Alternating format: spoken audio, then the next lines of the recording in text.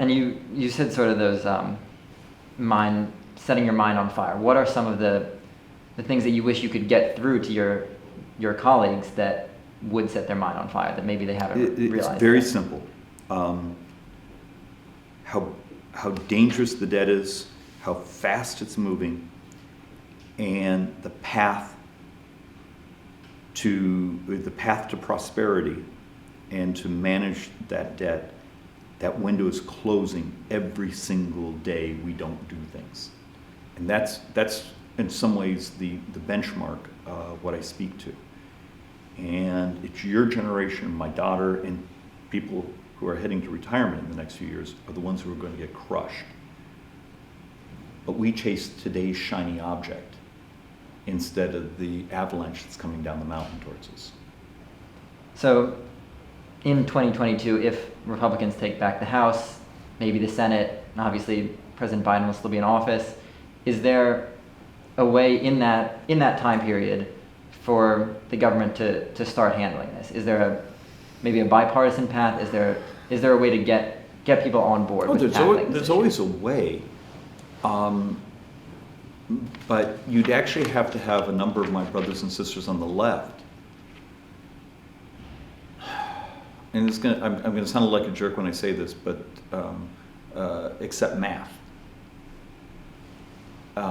It's one of my intense frustrations is, and what I'm going to say is going to seem a little unfair, but I think I can back it up.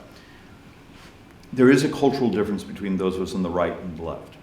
And so many of my Democrat friends, and they'll almost admit this, they're judged by their intentions. The quality of the virtue signaling compared to the success or the outcome.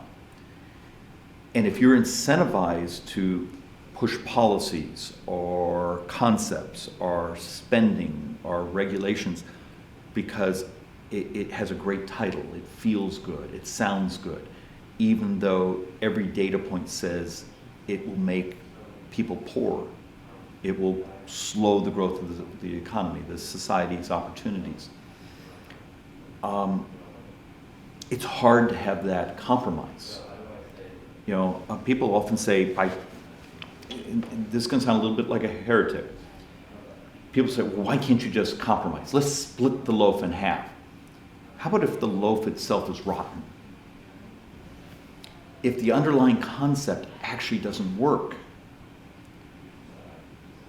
So that's why my love of sort of disruptive technologies is go around the problem. During the age of Dodd-Frank, and I know I'm skipping around, but I'm trying to use this as an example, there was this war here of massive regulation, less regulation.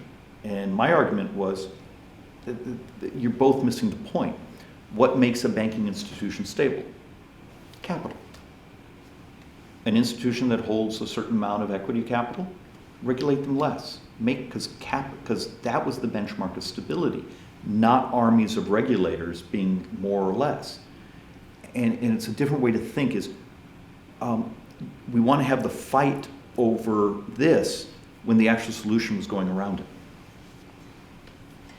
And what are some other areas? I mean, we've talked about climate change a little bit. That seems like an area that could be ripe for this sort of solution where you are going around the problem or not. You know, there's the let the free market decide, there's pour money into certain things. Actually, in some ways, it's beyond just a market. It's also the speed technology disruptions coming. And I mean, you've mentioned that carbon capture is a technology that most environmental models do incorporate carbon capture technology. Actually, I'm going to disagree with you. Most of the models I've seen, and I've spent, my binder sitting over there going over them, almost no credit for that.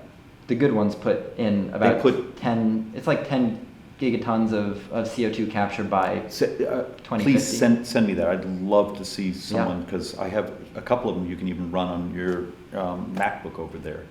And it's sort of fun. It's also fun how often you get these updates saying, oh, we just recalculated, we didn't realize the half-life of methane is 9 years and not 15 years. So you and I also have to accept that much of what we model is is living. It's changing as we get new technologies or new data sets. But the real disruptions, I actually think, come in other places. They come in the sharing economy. They come in the crowdsourced economy. They come in healthcare. And in a weird way, those all will have a cascade effect. Can I throw a concept at you, just for the fun of it? And I actually did a YouTube video. I had someone do a cartoon on this a couple of years ago, could get no one interested in it. So you have that phone in your pocket. Mm-hmm. Yeah, that little supercomputer. Yeah. There's things you can attach to that phone today that will do air quality samples. There's ones that'll do volatile organics, hydrocarbons, PM10, PM8. So for the county you grew up in, my Maricopa County, if you had a few thousand people walking around with sensors attached to the UPS truck or clipped to your lapel or on your phone, you could have tens of thousands of data points every day. You could have a crowdsourced air quality monitoring system. If you had that, do you still need a permitting process? Because if you're the motorcycle paint shop, right now you have to fill out paperwork, you have to bring in someone to certify your air quality scrubbers. Every so often you have to bring in an engineer to do this, then you have to fill out more paperwork. But in a crowdsourced model, the first time you screw up, we catch you. Society catches you, and all of a sudden, the bureaucracy that today shoves paper in file cabinets, actually, because file cabinets full of paper don't make air quality better. You hop probably in your electric car over to where the point source problem is. So think of that. It's a crowdsourced model for air quality regulation. You could do the same thing for water, for sound, for so many other things, for financial markets. Much less bureaucratic, lowers the barriers of entry for someone wanting to start a business. And everything we've ever seen, it would actually, in the air quality model, make the air quality dramatically better. Because you catch the clowns that are painting cars in their backyard. That today's regulatory model where it's you fill out your paperwork, they're never the ones who are going to be part of the regulatory model. That's an example of using crowdsourced data. So am I starting making sense that there's these opportunities out there to move away from the sort of 1938 regulatory model, lower everyone's societal cost of that regulation, but get dramatically more benefit from it. So how do we get people on board? I think some people might be concerned, if I'm providing this data to the government, I'm being tracked, there's data privacy concerns. Everyone that ever says that, this is going to be a little nasty, they don't understand data. There's so many ways to anonymize data, whether it be in healthcare, whether it be in your medical records, whether it be in that crowdsourcing, and that would be purely voluntary. The person that sits outside, their ex-wife's motorcycle paint shop and blows cigarette smoke into the sensor, well, the fact of the matter, that's in the tail. The model easily just discounts that. All those things are thought through. The biggest barrier is the incumbency model. I'm an environmental engineer. I sell my services to those motorcycle paint shops to once a year come by and give them my stamp that I check their equipment.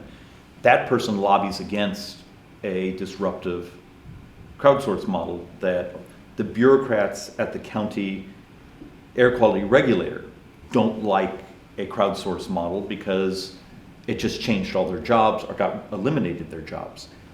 That's the barrier. It's actually not fragility in the technology. It's the fragility in taking on the current bureaucracy. It likes the way it is, because their number one goal is to get their pension.